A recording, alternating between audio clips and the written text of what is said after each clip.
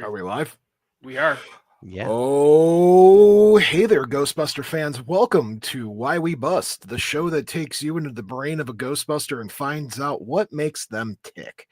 I am your fill-in host for Patrick over the next few weeks, Bob Anderson. I am the director of the show, and this was my baby for a while until I had to give it up. But it's still really cool to it's cool to see it blossom, and it's really cool to be able to come back and host once in a while. So you'll be seeing my face and hearing my voice over the next few weeks while Patrick is having new baby. So congratulations, Patrick and the missus, for new baby. Yes. Yes, so New you baby. guys will be seeing me a little bit more over the next few episodes.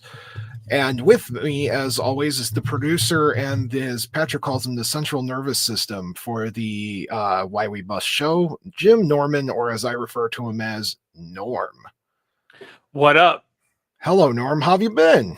Good. I just came back from Florida. Weather was fantastic. Got to finally go to Galaxy's Edge. And it was an experience, man.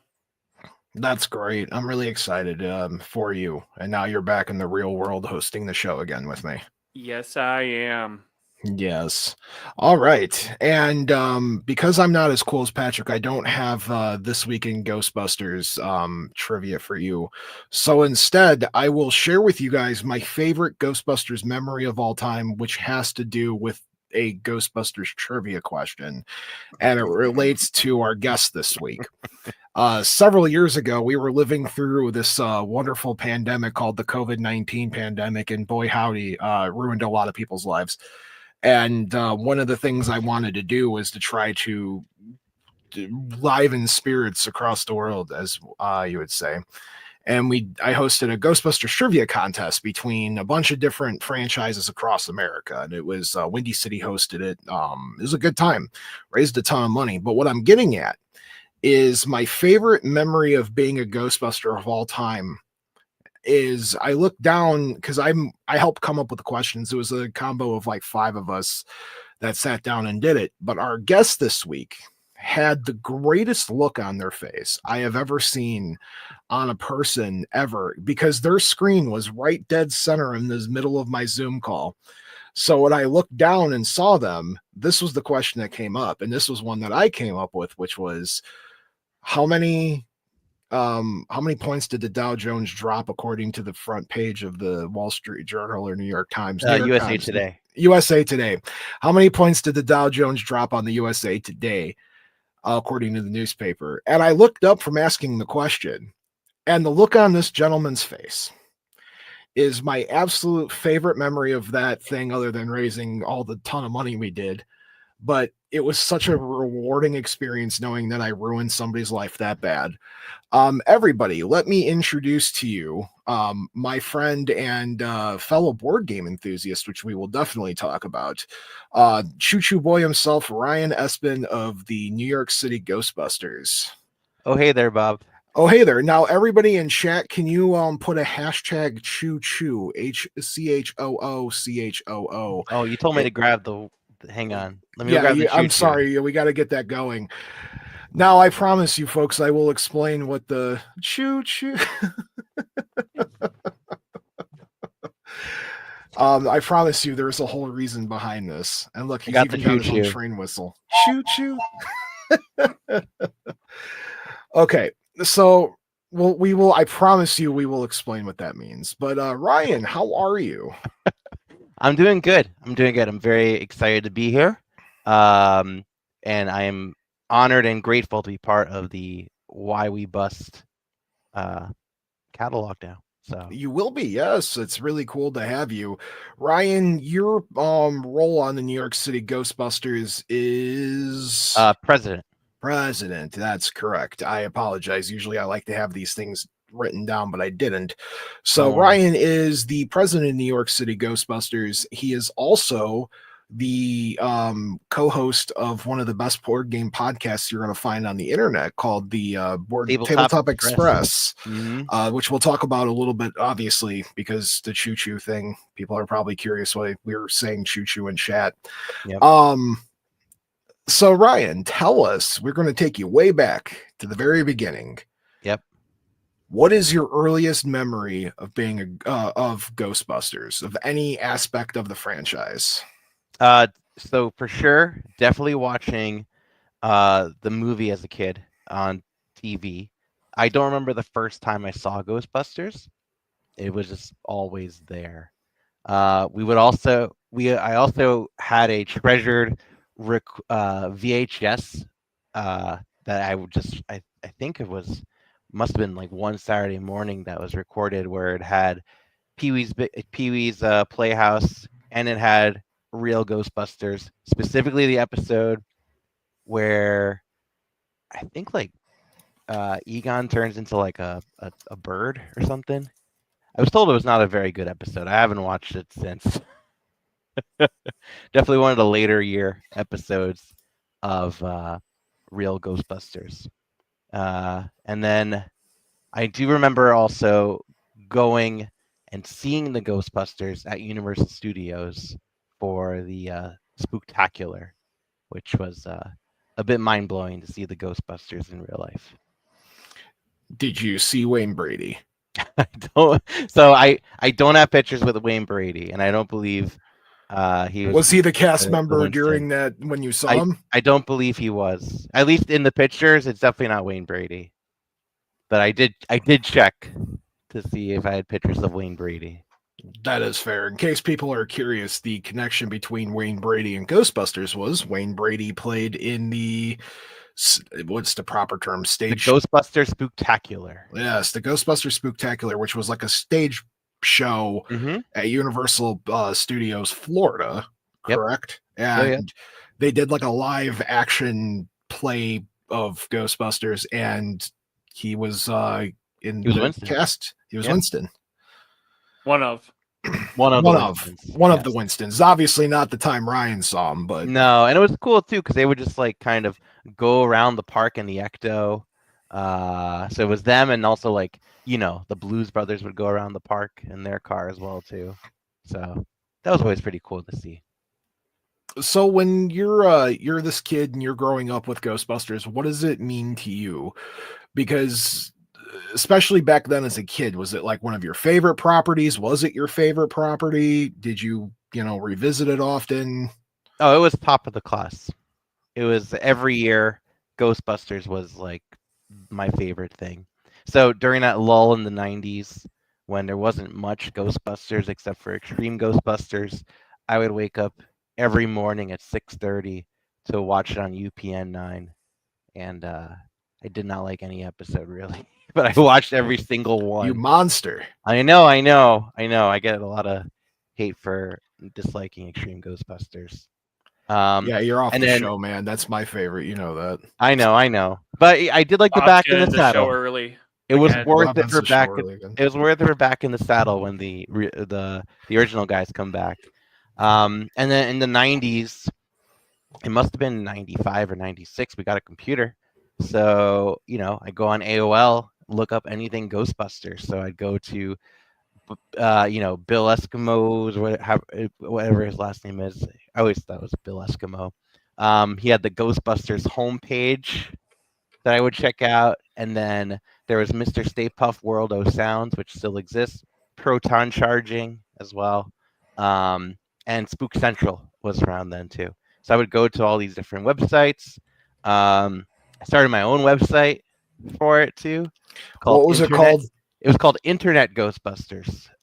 It was a Ghostbusters RPG set in an AOL chat room, and we would go and bust ghosts with people. That's adorably nerdy, right? It was pretty nerdy. No, that's fine. Look, man. I also got blacklisted by Spook Central because I hot linked one of their images for the Internet Ghostbusters website, and I'm like a kid, but apparently that's not what you do. So Elwood 1987 was blacklisted from Spook Central. Would you like to pay them an apology all these years later in case one of them catches the podcast? Sure. Paul, if you're listening, I'm sorry. Can we unblacklist Ryan now? That's okay. You can keep me on the blacklist. What if he went and keep unblacklisted? Elwood 1987 on the blacklist. You know, I didn't put my actual name. That's fair. So, well, you're doing all this stuff, right? And you're growing up and you're getting a little older, and the concept of seeing your first Ghostbuster cosplayer comes up. Yeah. Now, I don't know how old you are during this time, but I was in high school. Tell us the story. So I was in high school. I was blown away seeing. Oh gosh, I must have been like 13 or something, or 14, going to a local convention and seeing a couple of people dressed up like Ghostbusters. It was kind of crazy. Like, oh, I could do that. So I looked it up too. Like, I looked up, Norm's plans on how to build a proton pack, a ghost trap. And there was also the Ghostbusters role-playing game online too. And I saw some of the groups too. There was a Ghostbusters New Jersey group. And it was, it was just crazy to see that people are doing this. So yeah, every time I go to a convention, I would hope to see a Ghostbuster. And after that point, it wasn't until like New York Comic Con in 2009 when I saw my next ever Ghostbuster. What happened in 2009? That's it. I just saw a Ghostbuster. Okay. End of story. I kind of like asked, "Hey, cool pack." That's about it. Okay, that's nothing special. So, when did you complete your first rendition of a cosplay? Then, so in 2011, By the way, I would check Proton Charging every single day. Proton Charging online for Ghostbusters News. This is before like Ghostbusters News was Ghostbusters News. This is proto Ghostbusters News.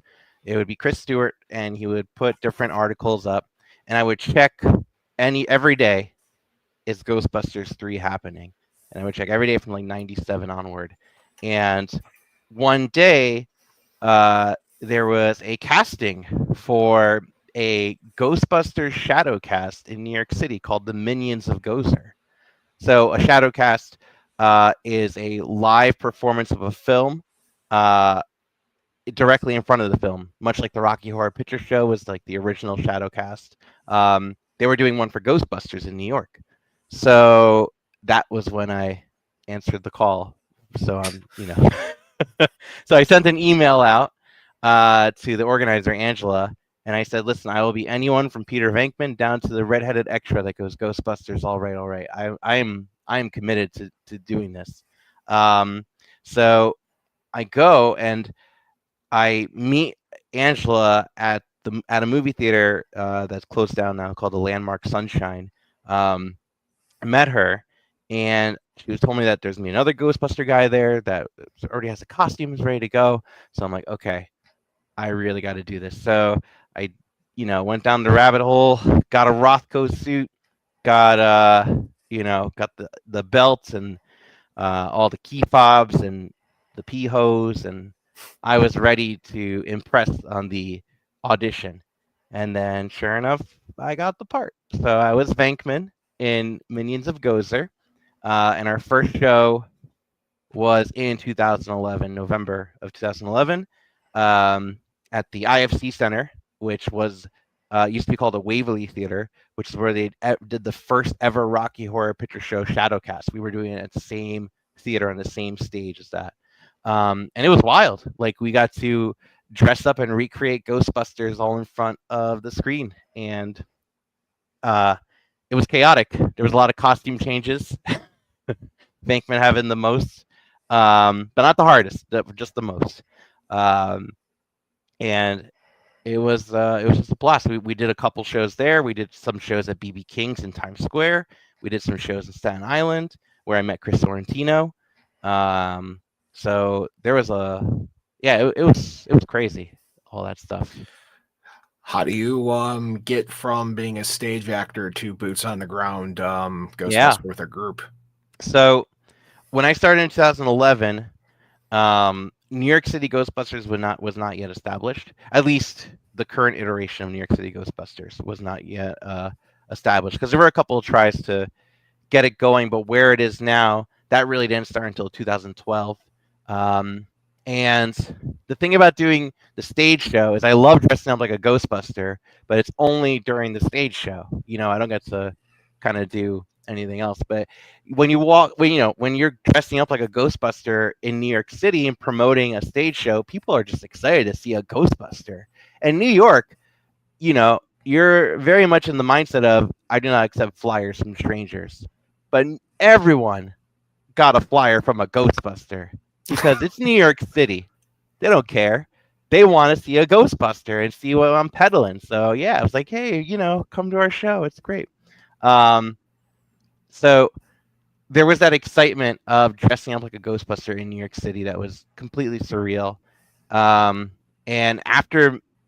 as Minions of Gozer kept going, we wouldn't do as frequent. We didn't do shows as frequently. It wasn't like Rocky Horror where we had every single weekend there'd be a Ghostbuster screening. It just wasn't established. So we slowed down.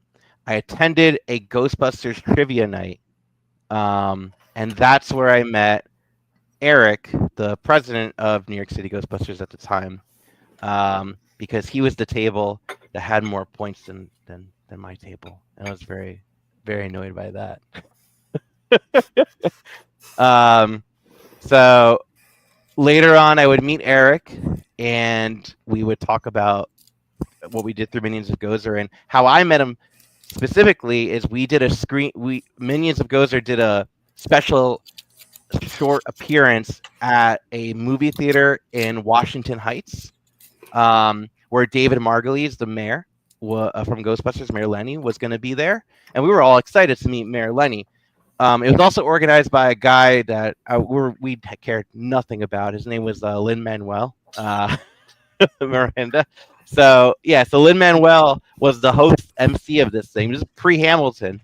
And we go on stage, myself and Aliko, who was Ray at the time. We do the whole ballroom scene of capturing the ghost live on stage. And I grabbed Eric. It's like, we need an Egon for this. Do you want to jump in? And he got a sense of what we do. So during the whole ballroom scene, we hold like rope lights and just start shaking them to make it look like a proton stream. It works great. So we had, people loved it. They had a great time. But we were also, I was like, who are these New York City Ghostbuster guys? Then comes that in 2014, the 30th anniversary of Ghostbusters, there is a gathering of New York City Ghostbusters to do a walking tour of all the different filming locations from Ghostbusters. So I'm like, yeah, I'll be a part of that because A, I love doing that, and B, I already had done a Ghostbusters walking tour prior. Because during Minions of Gozer, we rose our funds through Kickstarter, and one of the pledges was have a tour with the Ghostbusters. And only 2 people signed up for that tour. And that was the first ever New York City Ghostbuster tour that I ever did without New York City Ghostbusters. So when the 2014 New York City Ghostbuster tour happened, I also volunteered to help, talk about the tour, talk about the locations. And that's what we did. And at the lunch, we talked, and they asked me to join the group, and I said, yeah, I'll join the group. And here I am now, doing my thing.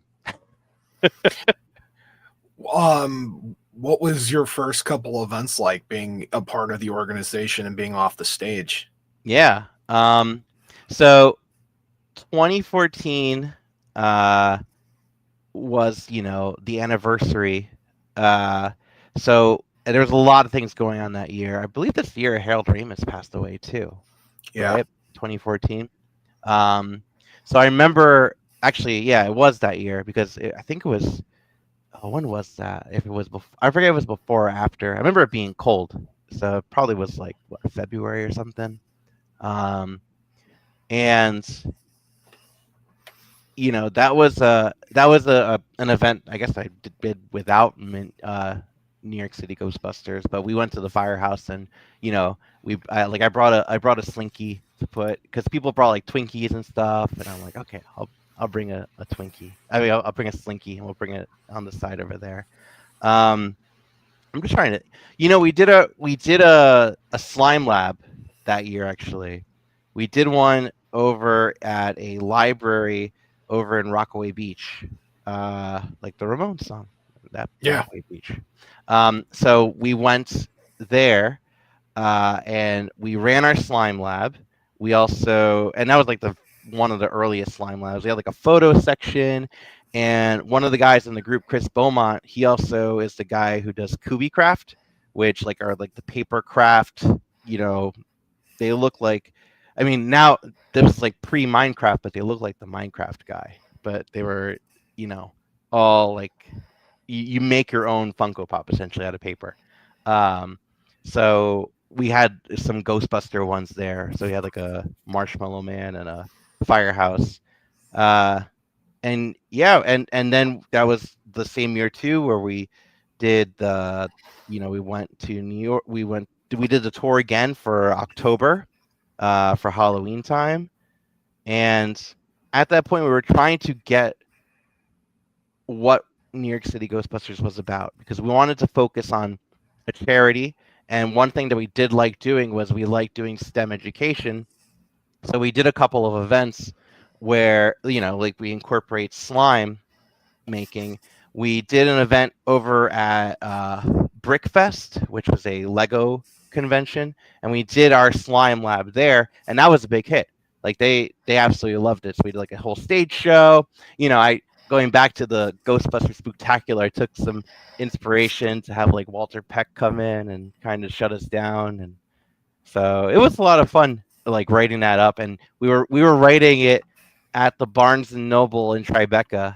So we were like in the cafe just writing it all up, and then we walked to the Firehouse for ideas and stuff. It was a cool time. So usually how the show works is the first half we'll talk usually about you and your background and everything, and then the second half we'll start talking about the NYC Ghostbusters as a whole. Yeah.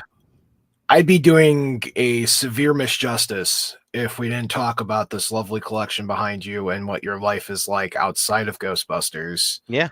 Ryan and I actually met back-to-back times in 2016, one of which was at the Answer the Call premiere.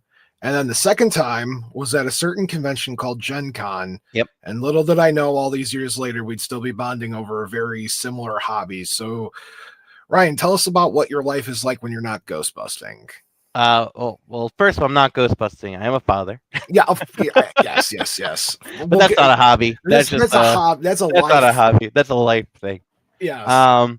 But I'm a really heavy board gamer. I've been in the heavy board game scene since like 2005, and I play a lot of board games. I love playing board games. I have a giant collection behind me, which I just reorganized and finished today, because I like to put them in specific orders, and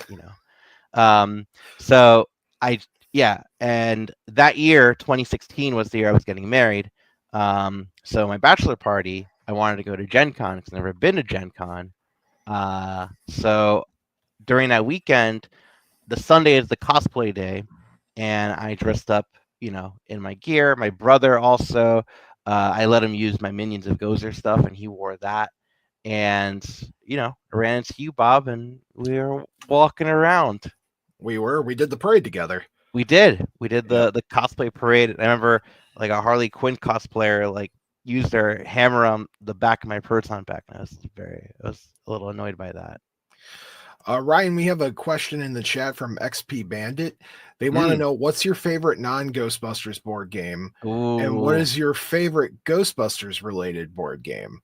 You're going to be very surprised about the second half of that question. Yeah. Well, let me start with the second half then. That's fine. Let me start with the second half, because I love board games, and I really dislike most Ghostbuster board games. I think a lot of them are really poorly designed. There's a lot of cash grabbing in there. I'm not a fan of a lot of them.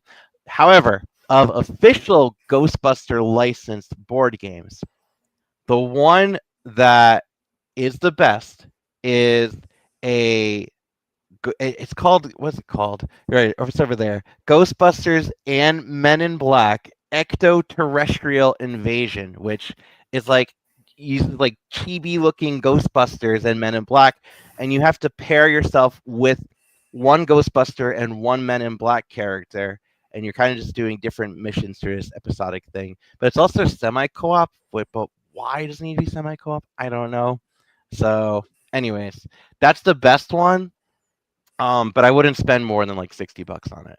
I think like the Kickstarter for it was like 130, which is ridiculous for that game. That's why I don't own it. Yeah, but I got it on Amazon for like $60.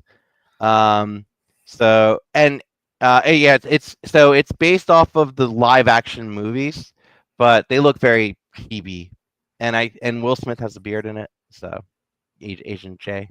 So I guess licensing for his likeness maybe was a Probably. thing. So the closest game. So I really like this other game that's right over my corner over here. It's called Vagrant Song, which you're kind of fighting ghosts, but not really. But you're like on a train doing it. And I like trains, so I like board games for train board games. My favorite board game of all time is called Food Chain Magnate, where it's a very you're basically just moguls that are running fast food restaurants, and you're also in charge of the advertising and telling people exactly what they want, and they will go to the closest and cheapest place that offers exactly what they want. And then you can really like mess up with people. Anyways, it's a lot of fun. When I was expecting a train game, I thought you were going to tell me it's not a train game. So that's fair. Yeah. Do you have love for Ticket to Ride at least? I do like Ticket to Ride. Okay. Don't love. I like it. My favorite train game is called Age of Steam. It's a very very angry train game. Now you and I also have something else in common. You run a web show based on board gaming. I don't do a web show based on board gaming, but I do have a web show. Is what I'm getting at. You have a web show. I'm sorry, Ryan. I goofed that up. You can do it again. It's all right. Okay. Ryan and I have something in common also, other than Ghostbusters and love of board gaming. We're both web hosts as well. Ryan, in the beginning of the show, we talked about the hashtag choo-choo, and I called you the choo-choo boy. That's right. Now, there is a reason for this. We're not just going completely mad here. Tell us why you are choo-choo boy, and what is the choo-choo movement? So there's no movement. There's a movement. So I am one of the co-conductors on the Tabletop Express. We do weekly shows every Wednesday night on YouTube. You could find us on YouTube at Tabletop Express. Every other week, we do a live call-in show called Call Aboard, which I'm super proud of because I've always wanted a board game call-in show, and now we're doing it. So we have different topics all the time. We're doing a live, as of the recording right now, we're doing a live playthrough this week of this game called Floristry. We'll also be doing our top 2-player games of all time this month as well too. Anyways, I have a lot of fun doing it. I do with two other gentlemen, Anthony and Chris Barros, who started the channel, and I met him through Facebook during COVID times, and now here we are. He's in the town over. So XP Bandit in chat says, that sounds like a fun format for a show. I'm an MTG player, and one of the most recent sets was a modern horror set. It had lots of tropes, but it did have some Ghostbusters related cards as well as other series. Ever consider that game? Consider Magic the Gathering? Yes. Commit to Magic the Gathering? Never. That's a lot of money. That's nothing knocking Magic the Gathering. I know in high school I was always intimidated by the Magic players. The Magic players, like they kind of scared me. So I stuck to like HeroClix because they were very like push off on it. Oh, HeroClix, there you go. Yeah, both of us. Yeah. That's right. That's actually where I really started with HeroClix. So, and then I dropped like in 2006 or so. But yeah, HeroClix for sure. And I have nothing against Magic the Gathering. I like other Richard Garfield games too. Like I like Netrunner a lot. Netrunner is good. Netrunner is good, and Keyforge wasn't too bad. So, and Robo Rally's fun. Now here, there's a whole second half of the show's been canceled. We're just going to be talking about board games. No, what are you sorry for? We could bring it back to the Ghostbusters. No, you're fine. This is now why we board. Why we roll. Why we roll. Yeah. Why we roll. There you go. First off, I don't mind it 100%. I am sitting next to an impressive collection myself, and I still have a stack from Gen Con I haven't gotten through yet. Damn. Norm and I need to play through the Halo. Do you want to see my unplayed games, by the way? Yeah, sure. Okay, hang on. Doing the camera. All right, those are my played games, right? Played games. Those are my unplayed games. Ryan, do you have a problem? Maybe. Well, actually, those are kids' games, so it's okay. Yes, but that's okay. The problem is playing board games is awesome. You got to find people to play with, though. So that's the challenge. But I'm a big fan of solo gaming. So, hey man, love out for the Final Girl series. Yeah. Actually, what's hitting my table this week is Metal Gear Solid, the board game, which I just got, and it is incredible. So. All right, because I will give you a few more minutes here just to talk about this before we move on to your franchise. Let's pretend I'm a big shot executive at I don't know, Armored Games. Mm-hmm. And I'm like, hey, I got the Ghostbusters license. How do you make a Ghostbusters board game good then? I can't. I like to berate games and play them. I don't like to design them. Because I don't want people doing the same for my games. So what you're saying here is you have the critique, but you don't have the answer. For sure. But I think an interesting board game for me, for Ghostbusters, is less to do with the busting and more with the management. I think honestly the old like Apple II, Commodore 64, NES Ghostbusters game could do very well in a board game format. If it was a bit fine-tuned with the mechanics, less about the busting and more about like the divvying out and going out, to different local haunts. I would prefer something like that, personally. Yeah. Or okay. Or a dexterity flicking game that involves magnets could also be pretty fun too, where you have to physically can't cross streams of people. So, yeah. That'd be fun. Yeah, that would be another take I could see too. And you could flick the trap, right? How cool would that be? You could flick the trap, and you could, and actually, the Ghostbusters RPG is phenomenal. Yeah, a little bit about that too. I know a little bit of that too. Yeah, all three of us have played it together actually. Yes, we have several times. Yeah. All right, so Ryan, let's talk a little bit about the New York City Ghostbusters. Yes. Now, when you joined, it was kind of established, but it didn't really have an identity, or as far as a charitable one. No, it was still charitable, but we were figuring out what charity to donate to. No, that's what I meant. In like, you guys didn't have a focus on what you wanted to do. Is that correct? Well, sort of. We had a focus that we wanted to focus on STEM education. Because our slime lab is the big thing, so STEM education is great. So we wanted to give back that way. So we found charities that have to deal with STEM education. There was one I forget the name, and even if I remember, I don't want to blast them. But when we were talking with them, they sounded like they got it, but then they were like expecting us and like budgeting for how much money we would raise for them, and like made it seem like we were working for them. And I was like, no, this is not how that's gonna work. Basically, we raise money, we give you money. That's it. I don't need to reach deadlines and quotas and stuff like that. And so that was we didn't go with that charity. It wasn't until 2016 when one of our members, Josh Yoder, joined and suggested a charity that we donate to called the Trinity Place Shelter, which we've been donating to them since 2017. The Trinity Place Shelter is a homeless shelter for LGBTQ youth in New York. They take about like 10 to 15 kids at a time. These are kids that are kicked out of their homes, and basically they kind of get them situated to be in the city. Like by kids, I mean like teenagers and young adults. They'll go and get them a place to live and a place to work on the average, like a year and a half. So we've been donating to them, and every year we go and suit up and bring the car and bring some food, and we sit with them and stuff. So yeah, that's something we've been donating to for a while now. That's great. Yeah. When you got involved, did you know you like wanted to go like completely involved?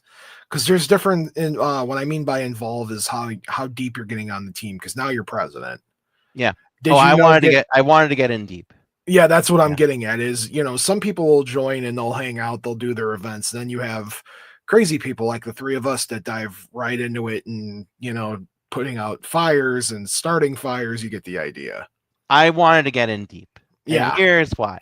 One, I love the fan base. I love interacting with, first of all, you all. I love interacting with other hardcore Ghostbuster geeks that totally get it and want to just do this, and those of you listening as well too. I'm sure a couple of you I love as well, if not all of you, because I probably know a bunch of you. Two, I love doing it in New York City, and I live in New Jersey, but I love doing it in New York City. Like New York City is Ghostbusters land, So going into New York as a Ghostbuster, there's excitement and there's electricity in there, and people love Ghostbusters in New York. Everyone loves Ghostbusters in New York. I even had a taxi driver pick me up once and told me he never saw Ghostbusters specifically because the very first day he worked was in 1983 when he was stuck in that 11-mile gridlock traffic and swore to never watch Ghostbusters ever. That's kind of funny. But he did pick me up, which is pretty cool. So we talked about it. I was like, yeah, you need to give it a shot. I wonder if the cab driver went back and watched Ghostbusters after. He might have. Maybe he joined a franchise. I don't know. But with New York City, like being a New York City Ghostbuster, like there's a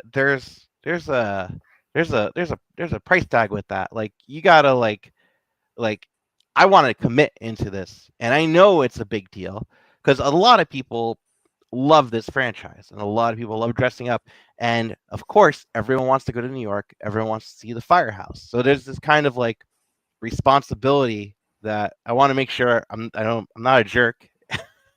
I want to make sure the group is in good standings, and I want to make sure that this can blow up, and I think it's doing. I think the group is doing great, honestly.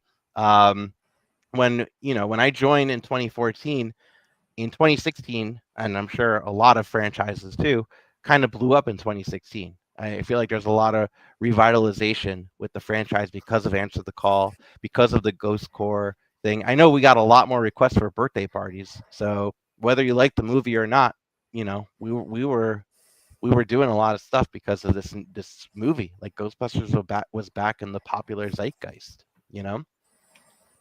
and it was just exciting I always loved going out and meeting other fans. One of my favorite moments, of course, in 2015, venturing out and doing that. So I went to Boston for the St. Patrick's Day parade.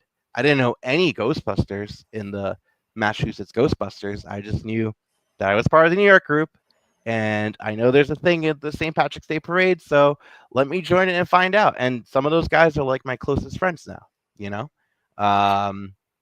and that it's just wild that this community is like that, where I could say I have a friend in so many different states, in so many different countries. It's just wild.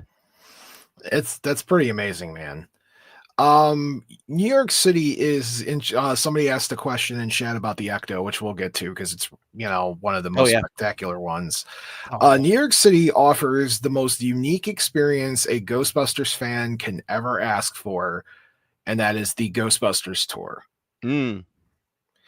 I tell every person that goes to New York City to look you guys up to do the tour. If they're a Ghostbusters fan, even in the slightest, to get the Ghostbusters involved as far as get involved with the tour. Can you talk a little bit about how the New York City Ghostbusters offers something to this grand thing that any fan could get into? And you've actually done it for people all over the world. Yeah, I have. And by the way, I want to add on to that. Even if you've never seen Ghostbusters, it's still a fun tour. And even if you think, I don't need to see a tour, I know how to go around New York City. Sure. You don't. But no, you do. You do. That's fine. But going around with Ghostbusters is a completely different experience. Okay? Vixen Chat says it was a great tour. Oh, hey, yeah, thank you. So yeah, let's talk about the tour. Yeah, because it's as far.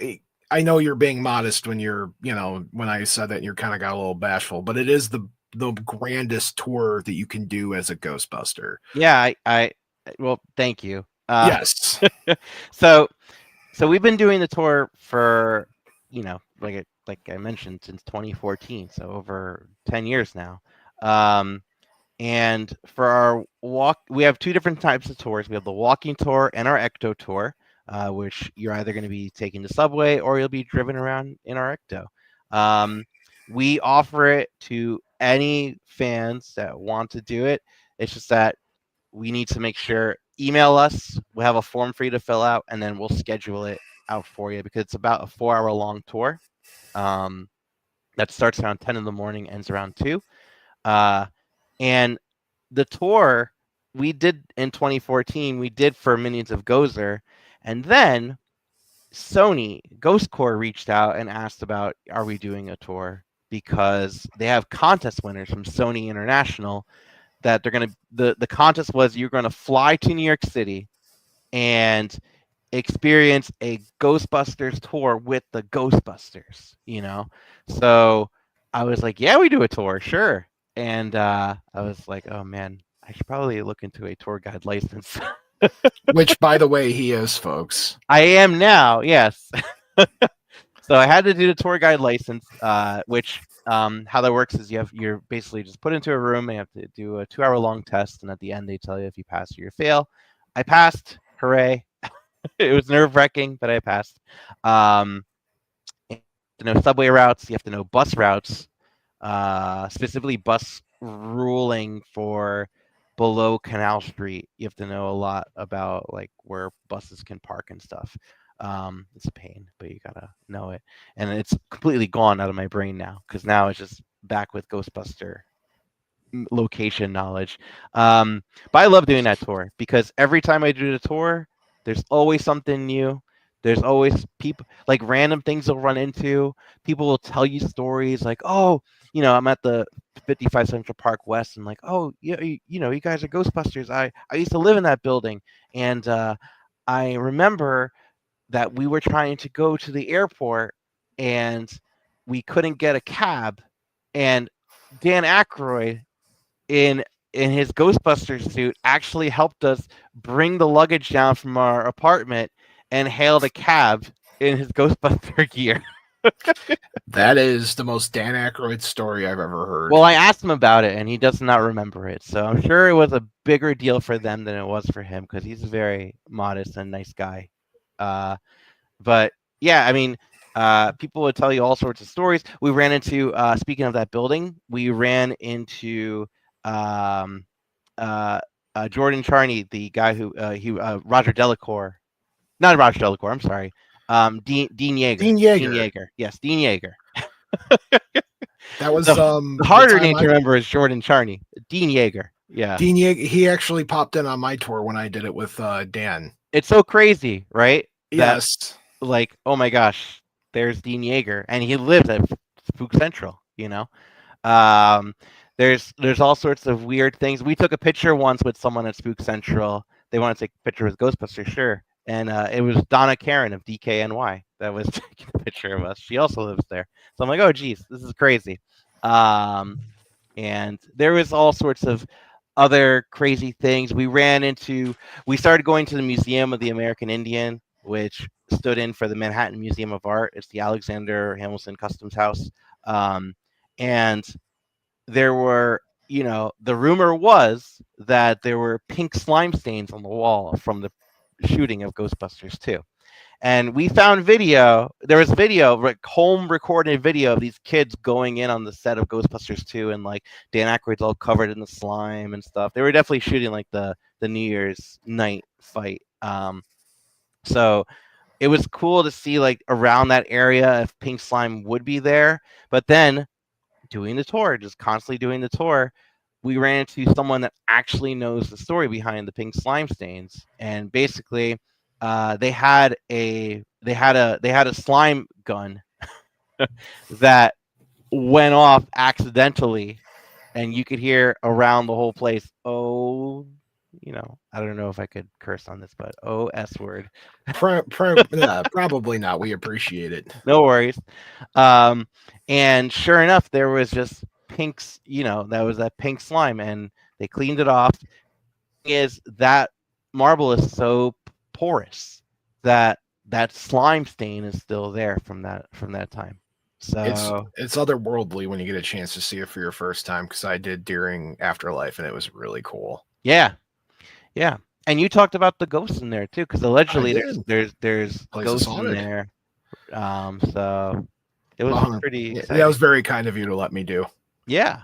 No, my pleasure. And I love doing that sort of stuff, Like, I want this tour to be as personal and exciting for you as it is for me as well, too. Like, we did a tour recently for a family, and aside from Ghostbusters, they love Hamilton.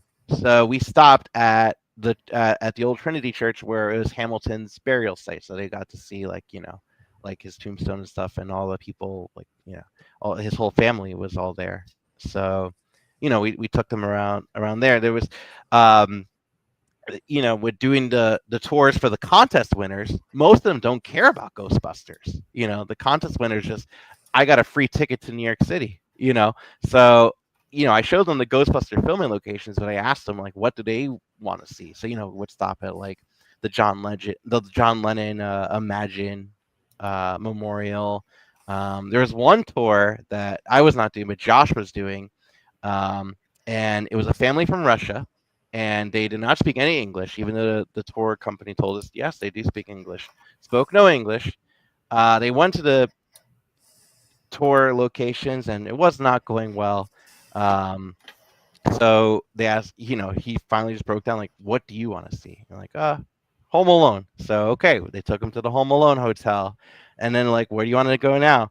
Apple Store. So, he took him to the Apple Store, and they just bought a bunch of iPhones. It was just, you got, like, the thing with tours is you got to just roll with what the audience wants. So if they want to go to the Apple Store with the Ghostbusters, like, hey, why not?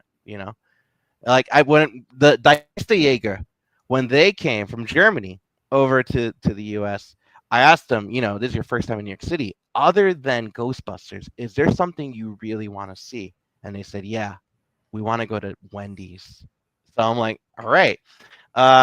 So I took them to the Wendy's directly across the street from Empire State Building, because I'm like, all right, if we're going to go to Wendy's, might as well go, I guess, to like the touristy area of Wendy's. So we did, and they loved it. And then I blew their minds. So I'm like, guys, if you like Wendy's, you should try Five Guys. And that blew their minds. Five Guys. So. Now, your car is, in my opinion, the most accurate of its kind. Okay. The 2016 film.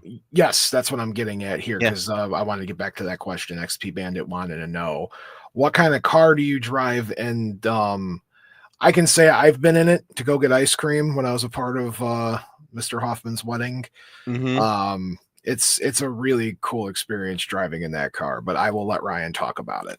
It is a very fun car to drive. It's a 1983 Cadillac Fleetwood Hearse.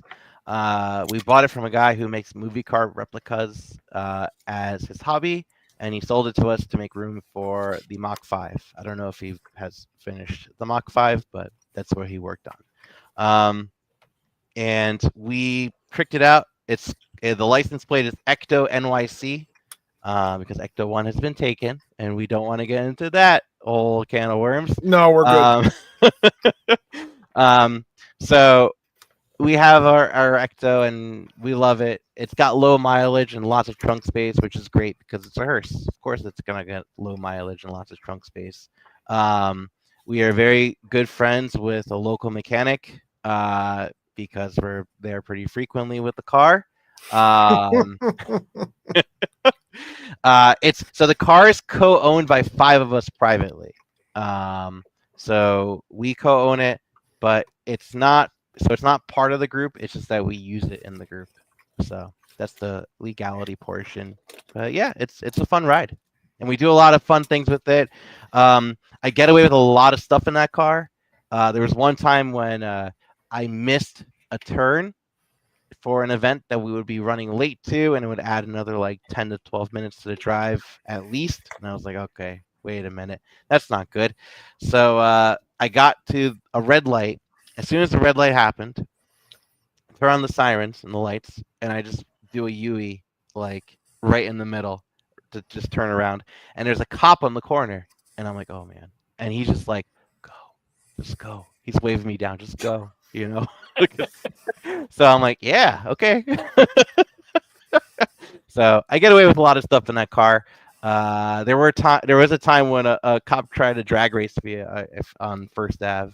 I did not do that though. That would be bad. XP Bandit, you could probably look at their car. Does the car have its own Facebook page or go through? It does not, but if you go to our website, nycghostbusters.com, there should be a picture of the car there. We will make sure that gets linked up for all of you chatters. You can see it, and it will also be in the show notes. There's a great website you could find pictures of a car on. Trust me, we're going to get to that here at the very end. Okay. Then we'll get to it at the end. But there's pictures to come. It's funny me and you are actually talking right now because I was just organizing my collection of something recently, and I came across this, and I remember it came from you specifically from our first time we ever met. There's a challenge coin. Yes, I have your patch as well, but the challenge coin always was special to me. So that challenge coin, I'm very happy. I think our challenge coin is great. I would agree. Our challenge coin. So it's the front of our the front's our apple. The back is the containment unit drawn by Dan Schoening, and we reached out to him if we could use it for our challenge coin. He gave us a thumbs up to use it for our challenge coin. And yeah, that challenge coin is great. I know it was one of the earliest things we had in the group because Eric, the president, is also he was NYPD at the time. And he has a military background. He works at the military. He's in charge of the band equipment for the military.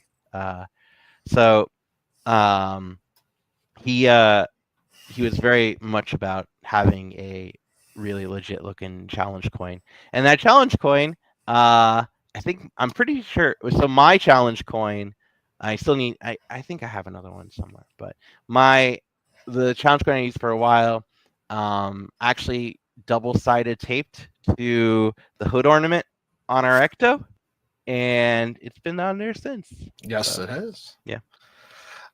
Is there anything else about the New York City Ghostbusters that I'm not touching on? Yeah. I would love to talk about the Slimer puppet. Yes, please, because there's a rivalry between a couple of us. There is a rivalry, and I don't know if this is true.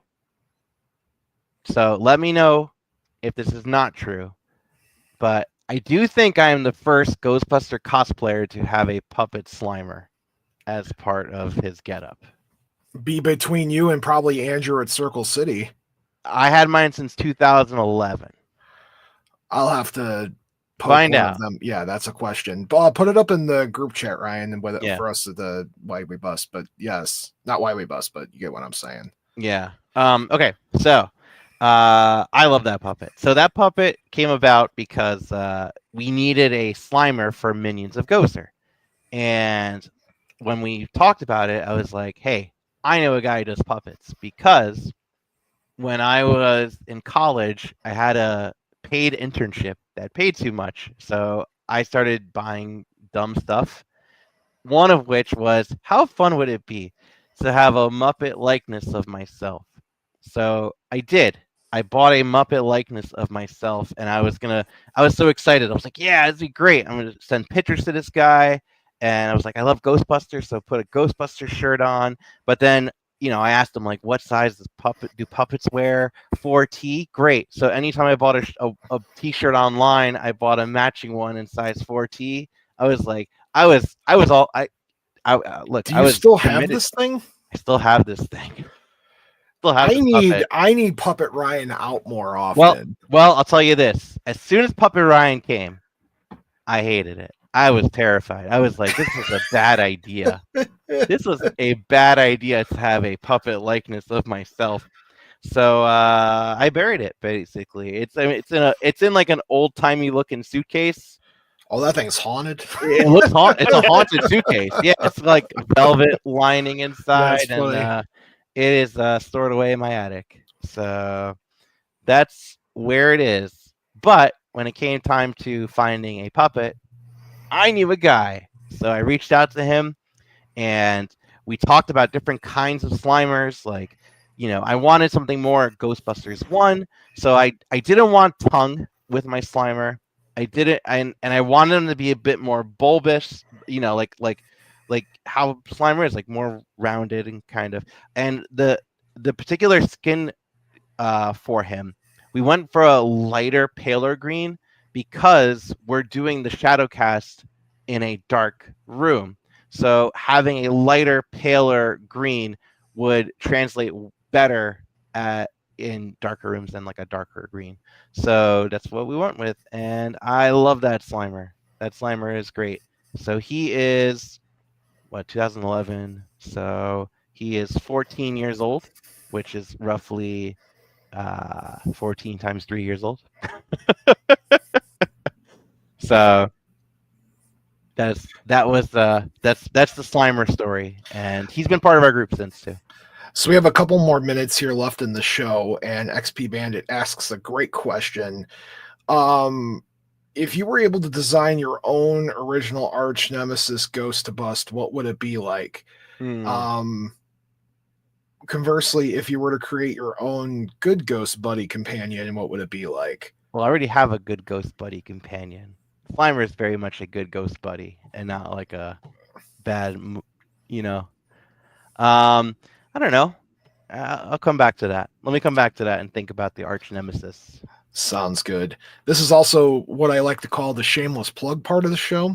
Yeah. After we get done here, you guys get to go over. You can, if you so choose, go over to my Twitch channel, twitch.tv/BobAfterDarkPlays. Been playing Luigi's Mansion for a GameCube, which is very Ghostbuster-y in and of itself. It is. And I could say that without being upsetting anybody, because I'm on the camera and nobody else is. So yeah, I get shameless plug myself here. So if you guys want to go hop on over to my Twitch channel, Norm will put a comments in all of the chats for you guys to see. Thanks, Norm. Sorry. All right, Ryan, you are one of 5 admin on a really amazing project. The best project. And yes, and what I mean by the database project amazing, I'm going to be a little biased because I'm also one of the 5 on the project. But can you tell us briefly about the Who You Gonna Call.org project? Who You Gonna Call.org. So first of all, yeah, I love being part of this group. So when Bob, both you and Jacob handled the map project.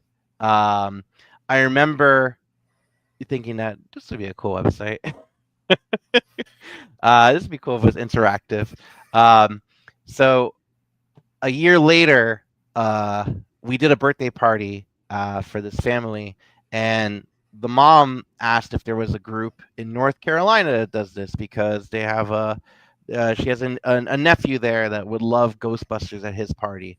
So, I'm trying to find anything on Facebook, not really succeeding. So I asked you guys and you gave me a couple different options. I'm like, oh, great, cool. So let me send this forward. And I said, guys, this would be a really cool website if we could just make a list that people could just look up.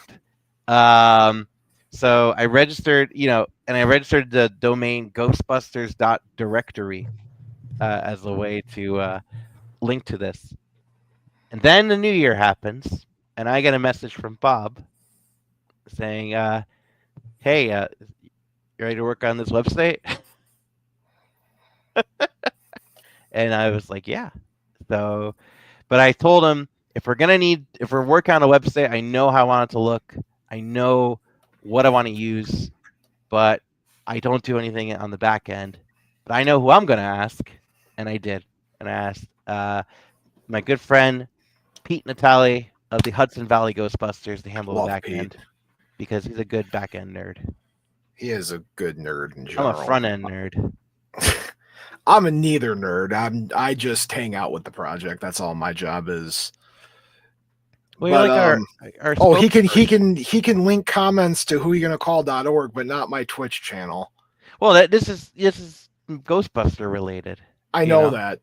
Thanks. And Norm. If you want to see pictures, of our Ecto, you go to whoyougonnacall.org/NYCGB, and then you'll see our Ecto there. Yes. Along with two other Ectos as well, too. We have two other Ectos in our group. Both of them are Ecto Magnums. Carry on. No problem. I was just picking on Norm real quick. Yeah. Because I was like, hey, can you throw up a link to this? He's like, yeah, sure. And then nothing. It's okay. With his Tony Stark looking beard. Maybe we'll add Bob After Dark to whoyougonnacall.org. Can Bob After Dark be... Thanks, Norm. Can Bob After Dark be considered a franchise? Don't answer that question, please. But I do think we are. We already established we're already a franchise. By the way, thank you, Norman. We are, yes. We are the Spatula City Ghostbusters. The Spatula City Ghostbusters are in charge of whoyougonnacall.org. All right, now Ryan, we are heading towards the very tail end of our show here. There's still so much I want to talk about. I know, which means we just need to have you back on for round 2. Oh my goodness, there's still the toy drive. I know, but the show's an hour. All right. Well, thank you for having me. For the first time ever, I will extend it to 8:15. No. That's okay. No. I want to be back. Okay, so that just means you're coming back. I'll be back. Okay, you promise? I promise. 5 years later. 5 years later. You're not upset? Not upset. Okay, are you sure? Because I'll extend it. Keep people wanting more. Okay, that's fine. Ryan, I have the most important question I have to ask you is, why do you bust? Makes you feel good. It's a good answer. What about the other most important question, Bob? Oh, what's the other most important question? Do you have a name for your proton pack? Oh yeah, do you have a name for your proton pack? I don't have a name for my proton pack. I know people that do. I'm not one of them. Do you have a name for Slimer? Yeah, it's Slimer. Oh, I meant a nickname. No. Oh, yes, we do. When you guys are involved, East Thin Crust. Yes.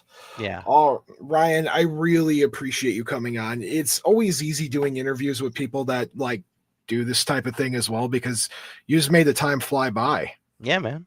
And I'm ready for more. Exactly. We appreciate you 1,000,000%, and thank you for having us. I'm so happy to be here, and I look forward to listening to more Why We Bust. Norm, do you have any questions for Ryan? No. Good job, Norm. Good answer. I wasn't prepared. No one ever asks me that. It's because I actually care. Now, everybody, before I get skidoo, I know that's a dig at Patrick, because he's gone right now with baby stuff, which is totally way more important than what we got. But I could pick on him because he's not here. He's not here. He can't defend himself. Now, I got to say, Ryan, one more time, thank you. And for people that want to check out your Ecto, check out the tours, the whole bit, where could people find all of your info at? Go to NYCGhostbusters.com, go to the very bottom, and send us an email. Yes, I highly recommend. Norm's done the tour too. We can't recommend the tour enough. You guys are raising money for a good charity, and I think you guys are a good example of what a Ghostbusters group should be. Thank you. That means a lot to me. Thank you so much, Ryan. Norm, do you have any closing words for our audience this evening? Not much. Just make sure that you follow us on our social medias. Our Facebook page is down because Facebook is evil. And also remember that this is now a podcast and it's available anywhere you find podcasts are sold. Yes, you can. All right, everybody. Thank you so much for coming. Norm, I will let you take us out. Good night, everybody. Good night, everybody. Oh, bye there. Everybody. Oh, bye there. Oh, bye there.